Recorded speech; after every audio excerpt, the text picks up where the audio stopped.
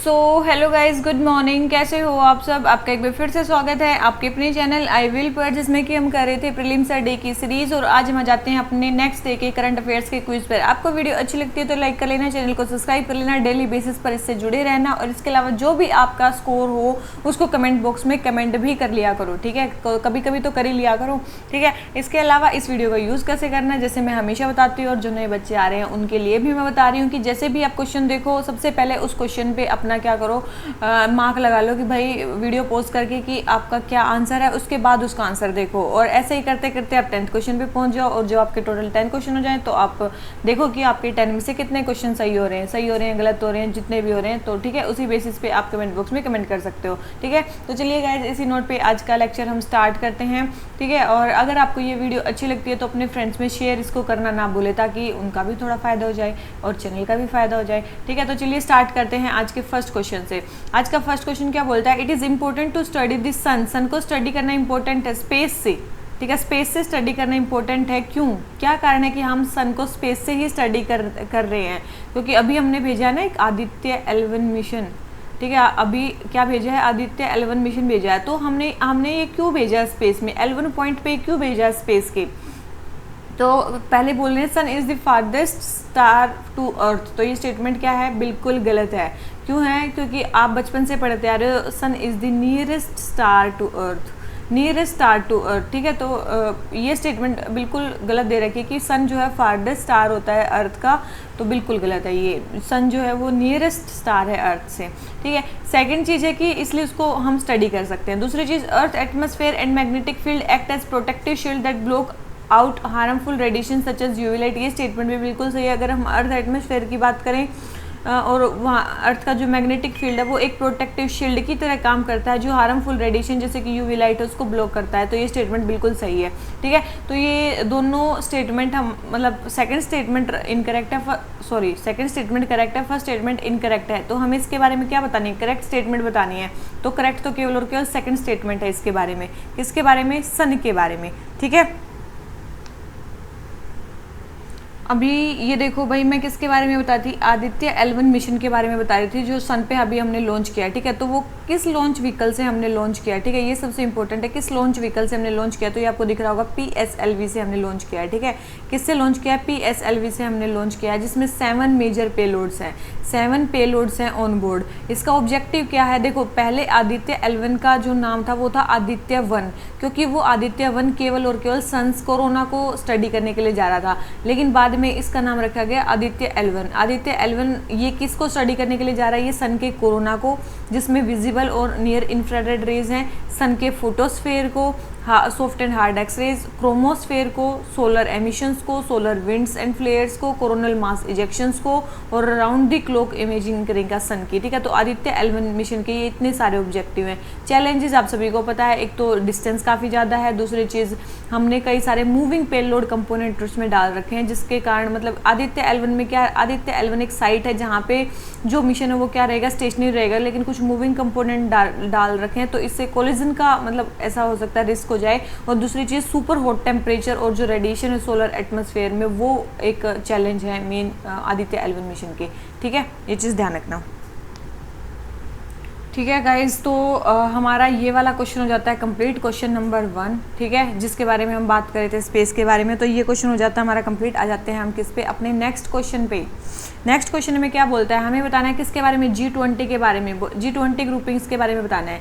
सबसे पहले बोल रहे हैं like the UN G20 does not have a permanent secretariat. एक चीज़ तो आपको पता है कि भाई G20 की तो परमानेंट सेक्रेटरीट नहीं है, क्योंकि आप सभी को पता है G20 में एक ट्रोइका बनता है, ठीक है? हर साल ट्रोइका क्या होता है? एक प्रीवियस कंट्री जिसके पास पहले वो थी, मतलब इसकी क्या बोलते हैं उसको, चेयरमैनशिप थी, जो प्रेजेंट कंट्री जिसके पास चेयरमैनशिप है, और नेक्स्ट कंट्री जिसके पास चेयरमैनशिप होगी। जैसे कि अभी इंडिया के पास है, अगली इंडिया किसको दे रही है? ब्राज़ील को दे रही है। तो ये ट्रोइका बन रही है। तो इसका कोई परमानेंट सेक्रेटरीट तो नहीं है, तभी ये जो है मतलब मूव करती रहती है। G20 की जो वो है ना, वो मूव करती रहती है। तो ये स्टेटमेंट तो सही है कि G20 का परमानेंट सेक्रेटरीट नहीं है। तो क्या UN का नहीं है? भाई UN का तो है ही ना परमानेंट सेक्रेटरीट, न्यूयॉर्क USA में, ठीक है? न्यूयॉर्क USA में है इसका सेक्रेटरीट। तो ये स्टेटमेंट तो बिल्कुल गलत है कि like the UN, like the UN नहीं, अनलाइक UN, ठीक है, अनलाइक यूएन आएगा, तो ये स्टेटमेंट क्या होगी, रॉन्ग होगी फर्स्ट स्टेटमेंट। सेकंड बोल रही है G20 members represent around 85% of global GDP, बिल्कुल 85% ग्लोबल जीडीपी को रिप्रेजेंट करते हैं, 2/3 वर्ल्ड पॉपुलेशन को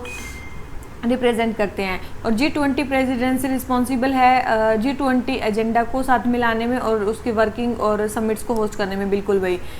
फोर्थ बोल रहे हैं जितने भी एशियान के मेंबर हैं वो सारे G20 के भी मेंबर है, बिल्कुल गलत है, सारे मेंबर नहीं है, ठीक है। तो ये स्टेटमेंट हमारी क्या होगी, रॉन्ग होगी। तो second and third statement correct है, first and fourth statement wrong है। तो हमें बताने क्या करेक्ट स्टेटमेंट, करेक्ट तो केवल 2 ही स्टेटमेंट है इसमें, ठीक है, करेक्ट तो केवल 2 ही स्टेटमेंट है, तो हमारा आंसर क्या हो गया इसका बी, ठीक है।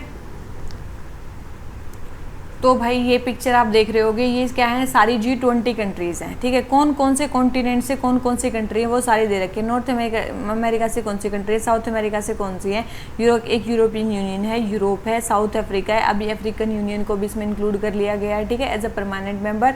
एशिया से कौन सी कंट्री है, और एशिया में देखो केवल एशियान से कौन सी है, इंडोनेशिया है, नीचे देख रहे हो केवल इंडोनेशिया है। तो ये बोल रहे हैं कि एशियन की सारी कंट्री मेनली G20 ग्रुप में नहीं है भाई, ठीक है। तो ये चीज़ ध्यान रखना, केवल इंडोनेशिया है और ऑस्ट्रेलिया है, ठीक है। तो ये चीज़ ध्यान रखना G20 में कौन कौन से मेंबर हैं, ठीक है, काफ़ी इंपॉर्टेंट है ये।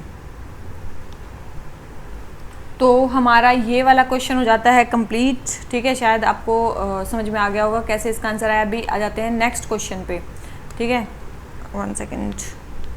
नेक्स्ट क्वेश्चन हमें क्या बोलता है, हमें बताना है कौन सा बेस्ट डिस्क्राइब करता है hawkish stance in RBI monetary policy. Hawkish stance क्या होता है, आप सभी को पता है। हॉकिश स्टैंस का दूसरा नाम है टाइट मॉनेटरी पॉलिसी भी बोलते हैं इसको, tight money policy, monetary policy जो भी आप बोलो, ठीक है, tight monetary policy. Tight monetary policy में क्या होता है, जो आरबीआई है वो क्या करता है, इंटरेस्ट रेट को क्या कर देता है, इंक्रीज कर देता है। इंटरेस्ट रेट यहाँ पे क्या हो जाता है, इंक्रीज हो जाता है। इंटरेस्ट रेट इंक्रीज होने का मतलब क्या है, इंटरेस्ट रेट इंक्रीज होने का मतलब क्या है, मनी सप्लाई जो है, मनी सप्लाई जो है इकोनॉमी में, इसका मतलब वो क्या हो रखी है, इंक्रीज हो रखी है। उस मनी सप्लाई को हमें क्या करना है, कम करना है।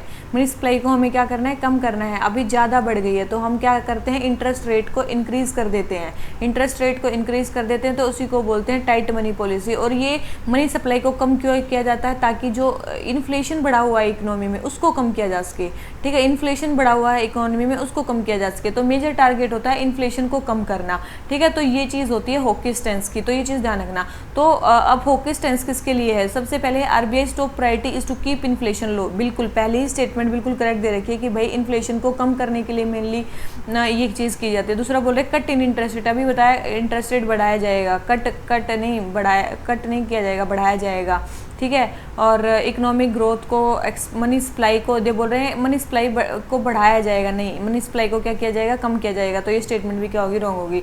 तो ये हॉकिश स्टैंस क्या होता है आरबीआई में, ये इंपॉर्टेंट क्वेश्चन है, मतलब और बेसिक क्वेश्चन है, ठीक है। जिसने इकोनॉमी पढ़ी होगी उसको ये आता होगा। तो क्वेश्चन नंबर 3 हो गया हमारा कंप्लीट। आ जाते हैं अपने नेक्स्ट क्वेश्चन पे। नेक्स्ट क्वेश्चन हमें क्या बोलता है, हमें बताना है कुछ स्टेटमेंट्स को कंसीडर करना है। सबसे पहले है मोर than half of the total amount of oxygen in the earth atmosphere is created by creatures in the ocean. ये स्टेटमेंट बिल्कुल सही दे रखी है कि हाफ से ज़्यादा जो ऑक्सीजन है अर्थ के एटमॉस्फेयर में उसको ओशन के क्रिएचर क्रिएट करते हैं। सेकंड बोले टेरिटोरियल वाटर जो है वो more than half of the surface of अर्थ को बनाते हैं। तो याद रखना हाई सीज के जो वाटर है ना, हाई सीज के जो वाटर हैं वो more than half of the surface of earth बनाते हैं, ना कि ये वाले टेरिटोरियल वाटर नहीं। थर्ड है ocean store more carbon dioxide than what's currently found in earth atmosphere. ये स्टेटमेंट बिल्कुल सही है कि ओशन जो है ज़्यादा कार्बन डाइऑक्साइड को स्टोर करते हैं as compare to earth atmosphere. तो हमें बताने करेक्ट स्टेटमेंट। देखो भाई ये चीज़ें आपको पता है तो ये आप इनको कर सकते हो, ठीक है। तो फर्स्ट स्टेटमेंट करेक्ट है, थर्ड स्टेटमेंट करेक्ट है, सेकंड स्टेटमेंट रॉन्ग है, तो हमारे आंसर क्या आ गया बी। अगर आपको ये भी पता है सेकंड स्टेटमेंट रॉन्ग है तो भी हमारा आंसर आ जाता, ठीक है। तो क्वेश्चन नंबर 4 हमारा आंसर हो गया क्या, बी। आ जाते हैं नेक्स्ट क्वेश्चन पे। बाल टोरो ग्लेशियर कहाँ पे लोकेटेड है। तो ये देखो भाई ये चीज़ क्या है, फैक्ट्स हैं, ये चीज़ आपको पता होनी चाहिए। ये कहाँ पे, कराकोरम रेंज में प्रेजेंट है। कहाँ पे है ये, कराकोरम रेंज में प्रेजेंट है, ठीक है। ये देखो भाई ये शायद आपको दिख रहा होगा, यहाँ पे और भी काफ़ी सारे ग्लेशियर हैं, ये देख लेना, ठीक है। मैंने अभी केवल बालतोरो ग्लेशियर की बात की है, ठीक है। यहीं पे इसके नीचे Siachen glacier, Biafo glacier, Hisper glacier, ठीक है। इधर हैं यहाँ पे उत्तराखंड में गंगोत्री, मिलाम, पिंडारी, ठीक है। और इधर कौन कौन से हैं, ये है एक जेमू ग्लेशियर सिक्किम में, ठीक है। तो ये इंपॉर्टेंट है, ध्यान रखना है इसको, ठीक है। तो हमारा ये वाला क्वेश्चन हो जाता है कंप्लीट, ठीक है। आ जाते हैं अपने नेक्स्ट क्वेश्चन पे। Next 1 second. 1 second. Next question हमें क्या बोलता है, कंसिडर द फॉलोइंग स्टेटमेंट, कुछ स्टेटमेंट को कंसिडर करना है। सबसे पहले है only parliament has the power to legislate on GST. आप सभी को पता है जीएसटी कितने टाइप की होती है, CGST, ठीक है, CGST, SGST, ठीक है, और IGST। तो भाई एक बात बताओ, SG जो भी है GST, ठीक है, उल्टा लिख दिया मैंने। तो आप सभी को पता है सेंटर वाले पे पार्लियामेंट लॉ बना सकती है, स्टेट वाले पे स्टेट भी बना सकती है। तो ऐसा नहीं है कि केवल और केवल पार्लियामेंट लॉ बना सकते हैं, स्टेट के पास भी पावर है लेजिस्लेट करने की जीएसटी पे, ठीक है। सेकंड है to give effect to GST regimes entry in the state list of schedule 7 of constitution were either deleted or amended. बिल्कुल भाई, अगर हमें जीएसटी मेन क्या था, वन नेशन वन टैक्स। अगर हमें वन नेशन वन टैक्स बनाना है तो कुछ स्टेट लिस्ट में जो चीज़ें होंगी उसको या तो डिलीट करना पड़ेगा, अमेंड करना पड़ेगा। बिल्कुल ये किया गया था। The recommendation of GST tax councils are binding on any legislative body. आप सभी को पता है कि भाई जो जीएसटी काउंसिल की जो रिकमेंडेशन है वो बाइंडिंग नहीं है, वो ओनली रिकमेंडेटरी है, ओनली रिकमेंडेटरी है, कोई बाइंडिंग नहीं है, ठीक है। तो ये स्टेटमेंट रॉन्ग है कि उसकी जो रिकमेंडेशन है वो बाइंडिंग है। तो थर्ड स्टेटमेंट रॉन्ग है, फर्स्ट स्टेटमेंट रॉन्ग है, सेकंड स्टेटमेंट ओनली करेक्ट है। हमें क्या बतानी है, करेक्ट स्टेटमेंट बतानी है। तो इसमें केवल और केवल एक ही स्टेटमेंट करेक्ट है, वो है सेकंड स्टेटमेंट, ठीक है। आप सभी को बताइए ये चीज़ें मैंने बता दी। और किस आर्टिकल के अकॉर्डिंग क्रिएट हुआ है, 297A या 279A, 279A।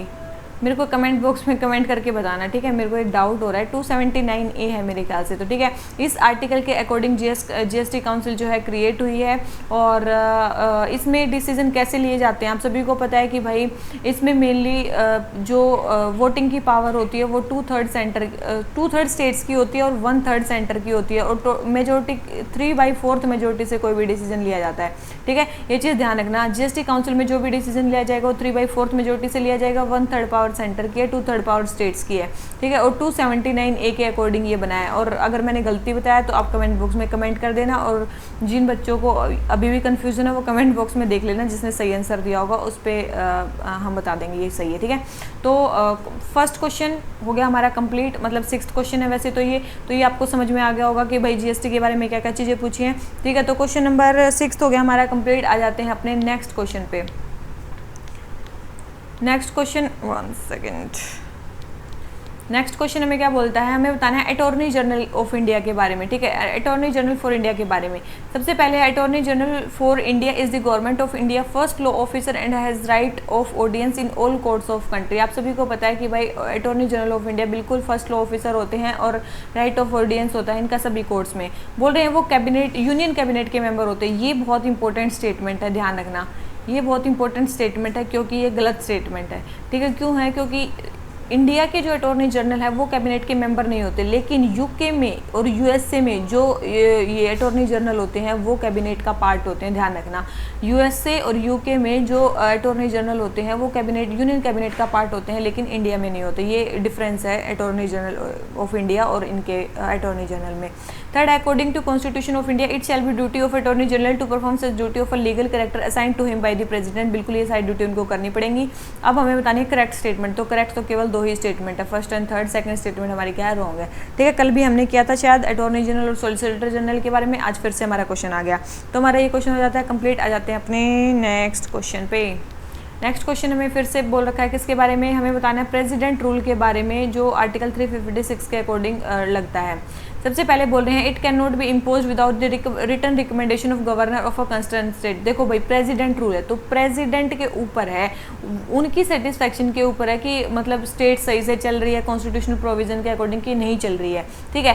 तो प्रेसिडेंट खुद डिसाइड करेंगे, उनको गवर्नर भी बोल सकते हैं, लेकिन ऐसा नहीं है कि मतलब बिना गवर्नर के रिकमेंडेशन के वो लगा ही नहीं सकते। ये स्टेटमेंट होगा कि बिना रिटर्न रिकमेंडेशन के प्रेसिडेंट रूल लग ही नहीं सकता। प्रेसिडेंट के ऊपर है कि उनको डिसाइड करना है कि कॉन्स्टिट्यूशनल मशीनरी जो है वो कॉन्स्टिट्यूशन के अकॉर्डिंग चल रही है कि नहीं स्टेट की, ठीक है। तो फर्स्ट स्टेटमेंट रॉन्ग होगी। सेकंड है every proclamation of president rule must be approved by both the houses of parliament. बिल्कुल आप सभी को पता है कि प्रेसिडेंट रूल को 2 महीने के अंदर जो है वो दोनों हाउसेज से पास करवाना पड़ेगा, ठीक है, बिल्कुल। और 6 महीने तक मतलब वो चीज़ चलेगी। तो सेकंड स्टेटमेंट करेक्ट है, फर्स्ट स्टेटमेंट रॉन्ग है। हमें बताने इनकरेक्ट स्टेटमेंट, ये चीज़ बहुत इंपॉर्टेंट है। इनकरेक्ट स्टेटमेंट कौन सी है, फर्स्ट स्टेटमेंट इनकरेक्ट है। तो हमारा आंसर क्या आ गया, ए, ठीक है। तो ये भी क्वेश्चन हो जाता है हमारा कंप्लीट। आ जाते हैं अपने नेक्स्ट क्वेश्चन पे। नेक्स्ट क्वेश्चन हमें क्या बोलता है इन कैमरा प्रोसीडिंग्स के बारे में। चलो भाई देख लेते हैं।